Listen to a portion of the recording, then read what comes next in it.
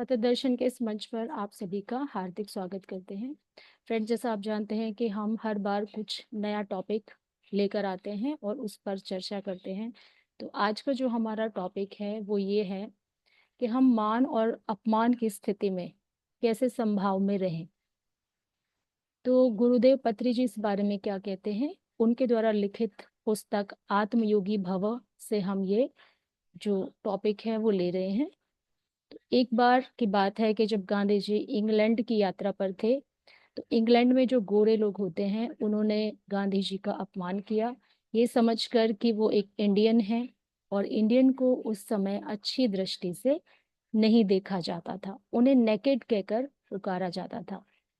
लेकिन गांधी जी ने इस बात की कोई विशेष परवाह नहीं की, क्योंकि वो ज्ञानी थे और उन्होंने ये सब नम्रता पूर्वक सहन कर लिया। इसी तरह बहुत बार उनका अपमान हुआ, लेकिन फिर भी वो समभाव में रहे। तो यहाँ पत्री जी कह रहे हैं कि जो हमारी यात्रा होती है, मानव जीवन की यात्रा, उसमें हम कई बार मान सहते हैं, कई बार अपमान सहते हैं। जब हमें मान मिलता है तो हमें बड़ी खुशी होती है, बड़ा अच्छा लगता है। लेकिन जब कोई अपमान कर देता है तो तब हमारी स्थिति कैसी है, ये देखना बेहद जरूरी है। तो एक दूसरा बात यहाँ पे कह रहे हैं कि जो अपमान है या मान है, वो ऐसा है जैसे कि हम पानी के ऊपर कोई लकीर खींच देते हैं। और जब हम कोई लकीर खींच देते हैं तो कुछ समय के बाद वो लकीर मिट जाती है, क्योंकि हमने पानी के ऊपर उस लकीर को खींचा है, वो अस्थाई है। इसी तरह जो मान है और सम्मान है वो भी अस्थाई है, क्योंकि वो लगातार रहने वाला नहीं है। कई बार हम अपने जीवन में देखते हैं कि कभी हमारे पास ऐसे लोग आ जाते हैं जो कि बहुत ज़्यादा हमारी बढ़ाई करते हैं, प्रशंसा करते हैं, और हमें बड़ी खुशी होती है। लेकिन ऐसा नहीं है कि हम सभी लोगों को पसंद आ जाएं या हमें सभी लोग पसंद आ जाएं, क्योंकि हर व्यक्ति एक अलग अलग फ्रीक्वेंसी में, एक अलग एनर्जी के साथ रहता है। तो जो व्यक्ति जैसा महसूस करता है, जरूरी नहीं है कि दूसरा व्यक्ति भी वैसा ही महसूस करे। तो इस संसार में जब हम बाहर निकलते हैं तो हमें कैसे संभाव में रहना चाहिए, इसके लिए एक बहुत सुंदर सी यहाँ स्टोरी है।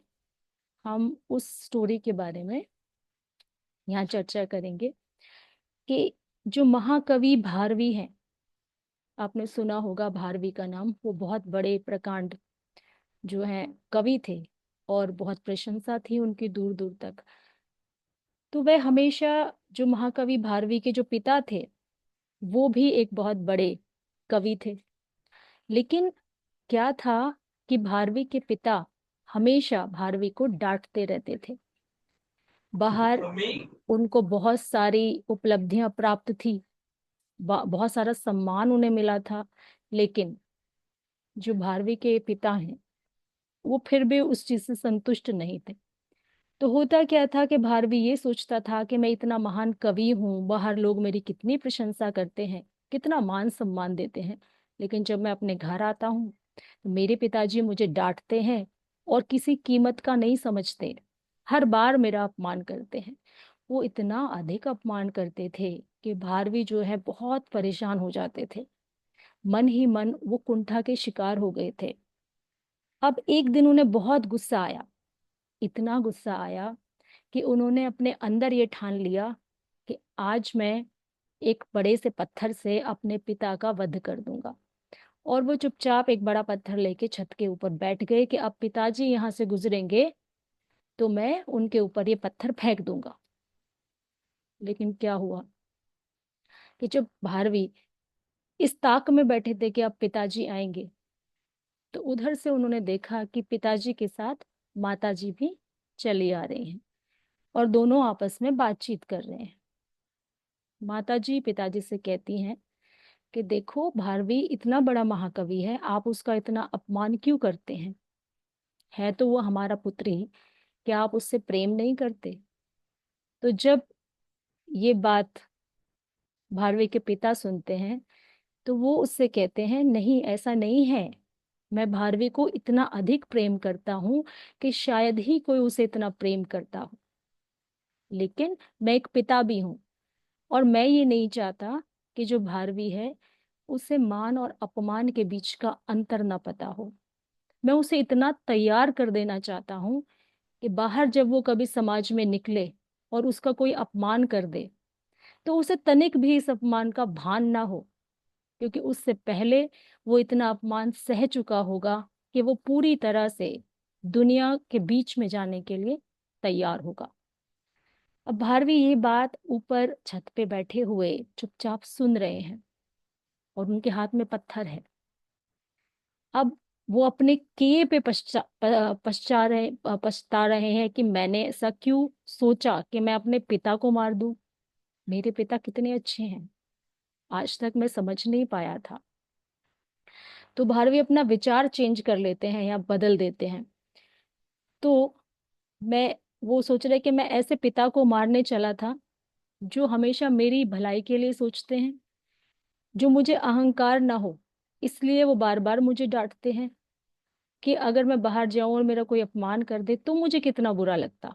लेकिन अब मैं पक चुका हूँ, क्योंकि रोज मैं यही सुनता हूँ, और बाहर कोई मुझे थोड़ा बहुत कुछ बोल भी देगा तो अब मुझे उसका असर नहीं होगा। तब भारवी को ये बात समझ आई, तो वो नीचे उतरे छत से। उन्होंने अपने पिता के चरणों में प्रणाम किया और कहा, पिताजी मुझे क्षमा कर दीजिए। आज मैं इतना घोर अपराध करने वाला था कि ये संसार मुझे कभी क्षमा नहीं कर सकता था, कि मैं आपको मारने चला था, मेरे हाथों में पत्थर था, और अगर मैं ऐसा कर देता तो मेरी क्या गति होती। तो भारवी के पिता ने भारवी से कहा कि अच्छा ठीक है, कोई बात नहीं, तुमने अपराध तो किया है और बहुत घोर अपराध किया है, लेकिन इस अपराध की तुम्हें सजा जरूर मिलेगी, क्योंकि मैं भी अपने नियम का पक्का हूं, और अगर गलती करोगे तो सजा भी भुगतोगे। अब बड़े मजेदार जो सजा है वो भारवी के पिता ने भारवी को दी। भारवी ने कहा, जी पिताजी, इसका मैं प्रायश्चित करना चाहता हूँ, मुझे बता दीजिए। भारवी के पिता ने कहा, तो ठीक है, तुम्हें 6 महीने अपने ससुराल में बिताने हैं, ये तुम्हारी सजा है। अब भारवी चले गए अपने ससुराल। तो कहते हैं ना कि मेहमान थोड़े दिन का ही अच्छा लगता है, बहुत दिनों का मेहमान अच्छा नहीं लगता। तो जब वो अपने ससुराल में थे तो 2-4 दिन बड़ी खातिरदारी हुई। साले साहब ने और साली ने, अ, जो उनके सास ससुर थे, बहुत उनकी आवभगत की। रोज नए नए पकवान बनने शुरू हुए। भारवी बड़े खुश थे। लेकिन अब 4-5 दिन बाद, जहाँ 5-5 6-6 पकवान बन रहे थे, अब 3-4 पकवान पे बात आ गई। तो धीरे धीरे संख्या कम होने लगी। आगे बात बढ़ी तो जो रोजमर्रा मर्रा का खाना था जो सब खाते थे वो मिलने लगा। उससे आगे बात बढ़ी। एक दिन सासू माँ बोली कि बहुत समय हो गया है बेटा, अब तो तुम्हें अपने घर जाना चाहिए। तो भारवी ने कहा कि हाँ माता जी, बात तो ठीक है, लेकिन मैं 6 महीने से पहले जाने वाला नहीं हूँ।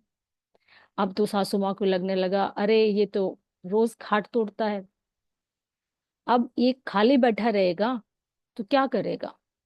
तो उन्होंने अपने पति से कहा, देखो इसको खेत का कुछ काम सिखा दो। तो अब भारवी के जो ससुर हैं उसको खेतों पे ले जाने लगे। पहले कुछ थोड़ा काम किया, फिर हाथ में फावला थमा दिया कि देखो खेती करो, ऐसे गुजारा नहीं चलेगा। अब वो वापस लौटता तो सासू माँ कहती, घर में पड़े रहते हो, कुछ घर का ही काम करा दिया करो। तो जिस दामाद की इतनी इज्जत हो रही थी, अब धीरे धीरे धीरे धीरे क्या हुआ, वो परिवार का पूरा सदस्य बन गया और सारे काम करने लगा। अब वो खेती भी कर रहा था और घर पे भी आके काम कर रहा था। इतना सब होते हुए भी भारवी को अपमान भी सहना पड़ रहा था, क्योंकि वो काम तो करता था, लेकिन फिर भी उसके जो सास ससुर हैं और जो गांव वाले लोग हैं उसको सब ताना मारते कि देखो एक ये है ससुराल में पड़ा हुआ है, इसे कुछ शर्म हया है भी, इतना हट्टा कट्टा है, ससुराल के यहाँ काम कर रहा है, इसे जाके अपने घर काम कर ले तो कुछ इज्जत तो होगी। अब इस तरह के वो जो ताने सुन रहा था, तो ये भारवी जो है वो चुपचाप ही सहता रहता। क्योंकि उसे दंड के 6 महीने पूरे करने थे। 5वें महीने में वह घर के सभी काम करने लगा था। अब जो मान अपमान में वो समान रूप से रह सकता था, क्योंकि उसके पिता ने उसको इतना ज्यादा परिपक्व कर दिया था कि अब उसे इस चीज का फर्क नहीं पड़ रहा था, और वो ज्ञानी भी था। तो यहाँ हमें समझना है कि ज्ञान क्या है। ज्ञान का अर्थ है स्थित प्रज्ञा में रहना, यानी कि समभाव में रहना, अमीरी गरीबी, मान अपमान, दुख सुख में हमें एक समान रहना।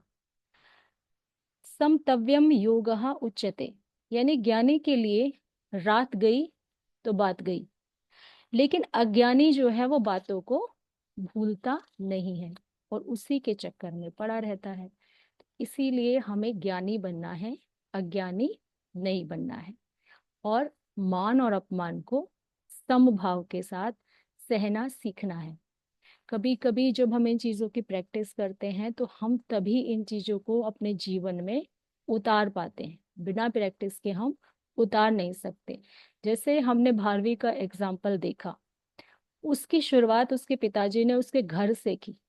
ऐसे ही हमारे साथ होता है कि जब हम घर में कुछ कामों के लिए बच्चों को डांटते हैं, फटकारते हैं, तो जो हमारी इंटेंशन होती है अपने बच्चों के लिए वो गलत नहीं होती। उसमें भाव हमारा अच्छा रहता है, लेकिन दिखता ये है कि हमने बच्चों की पिटाई लगा दी, उनको डांट दिया, या बिना किसी कारण के हमने उसे सजा दे दी।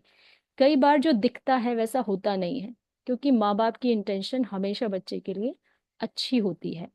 अगर वो अपने बच्चे से पढ़ाई करने के लिए कह रहे हैं और बच्चा नहीं पढ़ता है या कोई भी ऐसा काम नहीं करता है, तो बच्चे को माँ बाप उस समय दुश्मन की तरह लगते हैं कि हमारे पीछे पड़े रहते हैं, हम तो कितना काम कर रहे हैं।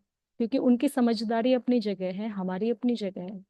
लेकिन जो जिससे प्रेम करता है ना, वो ये सोचता है कि अगर मेरी तरफ से मैं आज इसे कुछ कष्ट दे रहा हूं, तो मैं आज इसे समाज के लिए तैयार कर रहा हूँ।